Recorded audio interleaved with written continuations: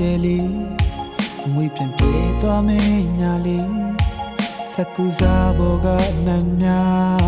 အတိမ်မမင်းချမ်းရည်ကာထားစုပ်ကိုင်ထားတဲ့လက်ကလေးမျက်လာဘောကနေနူရောင်သွေးကိုမဖိတ်အောင်တင်နေရ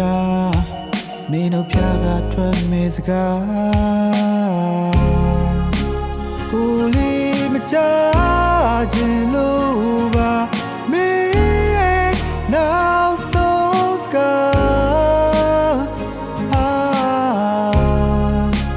ချီနှောင်ထားတဲ့ကြိုးဟာသေချင်နဲ့ခွဲခွာဖို့ကိုမလိုလားလို့ပါ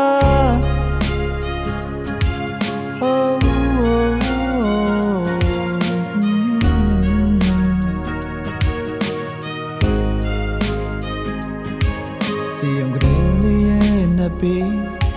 စုပ်ကိုင်လို့ထားတဲ့လက်ကလေးအတိတ်ကလာပါလုံးတဲ့နှခမ်းလေးဟာခုတော့ချောက်ကသွားပြီမဲဆွဲလိုက်နေတော့မှ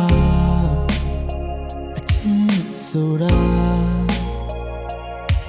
ဒီလိုမျိုးပဲထင်မှာရဲ့